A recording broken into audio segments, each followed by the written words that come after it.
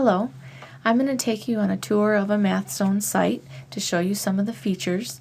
This happens to be a Math 107 MathZone site, but Math 112 is similar.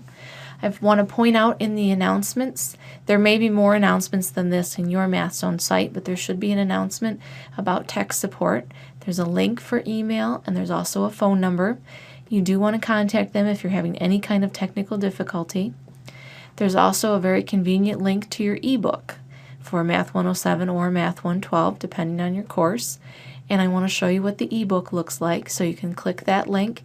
You can also get to the ebook by going to the self-study, but this link is pretty convenient. So this opens up the book. You can just use these arrows to page through the book. If you know what page you want to go to, you can click in this box here, type your page number and click Go. There's also a content drop-down menu here. You can click on that and you can choose the chapter that you want to go to, and that takes you to the first page of that chapter, and then you can page through from there. There's also an option to view this as a double page, so you can see two pages at once.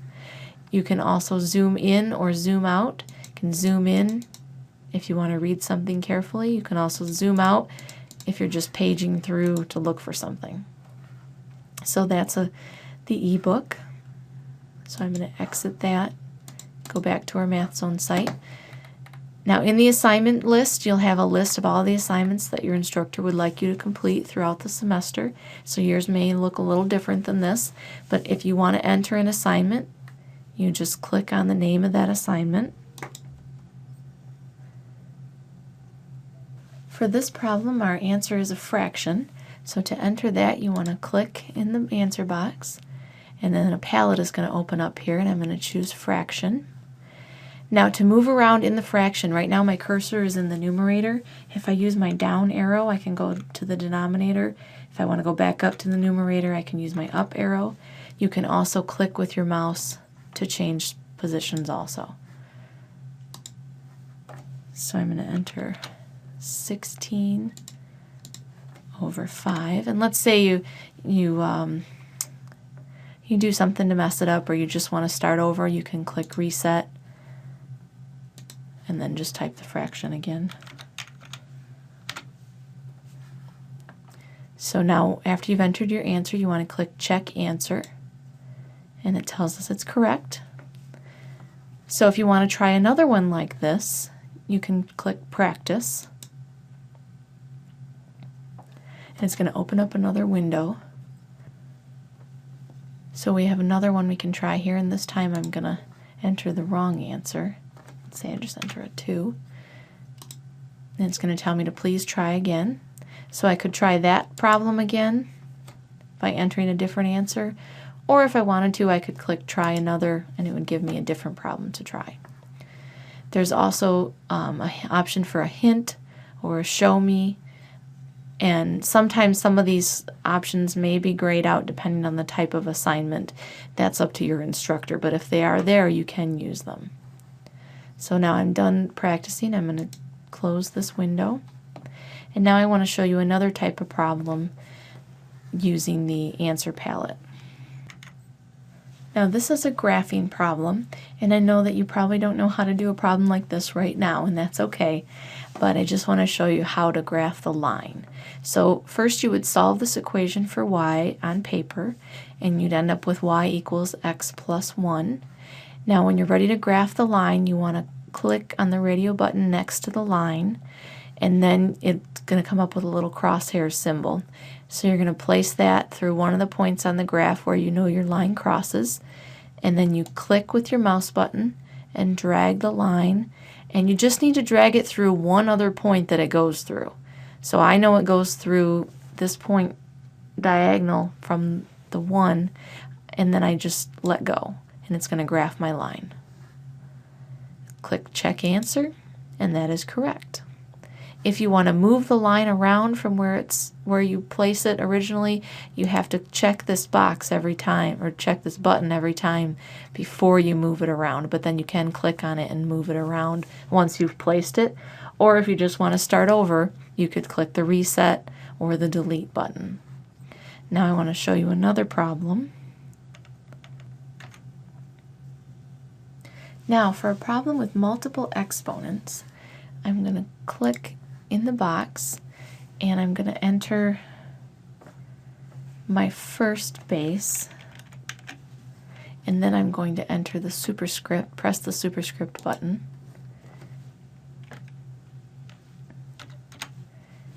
And then you can tab to get down to the next spot, and then I'm going to enter my next base of x and my superscript button again, and then my next exponent.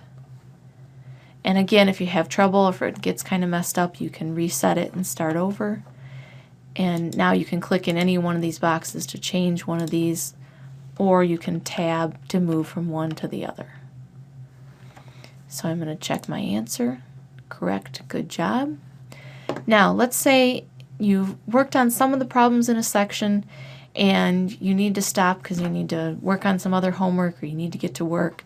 You can, even though you're not all the way finished, you can still submit it. It always says submit quiz, even though it may not be a quiz that you're working on. It might just be your homework. It always says that. So I'm going to submit, and it's going to tell me that I have attempted 1 of 22 questions because I had already done some of the 33 original questions. I'm going to say that's okay. And now it's going to give me my assignment results. It's going to tell me what my incorrect answers were. And then for all the other questions, it's going to tell me what I've done to that question. Either I've answered it correctly in an earlier attempt, or I haven't looked at it yet. If we see some of these down here or there, I had one correct. Now I can go back to my assignments. So the next time you're in here, when you go back to that section that we were working in, which I believe was 5.2, it's going to say view your results. So you could go back and look at the ones that you'd missed and what the answer was, what the correct answer was. If you wanted to go back and look, you could look at your other attempt before that and see what your answers were for that one also. So you can always go back and look at your old answers. And it'll also let you back into those practice exercises. And you'll see this question down here, why am I not seeing all the questions? Quick retake is enabled. That means it's only going to show me the ones that I didn't complete the first time.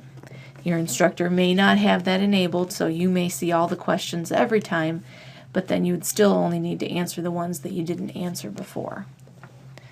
Unless the questions change, and then you could answer them again to get all the credit. There's also an option when you're working on a problem to link to the textbook. This is kind of convenient because if you want to see the part of the book that refers to this type of question, you can click link to text, and it's going to jump right to the section that question comes from, and then you can read on that. So that's pretty convenient. There are also some other options along the top here. There's an online tutor with some different options that you can look into.